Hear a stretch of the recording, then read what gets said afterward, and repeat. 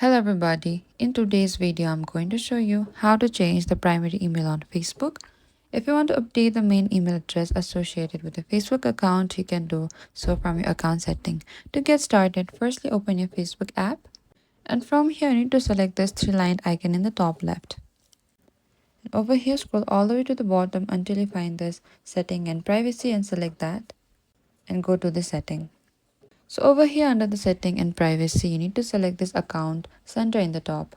And from here go to this profiles and personal details in the top.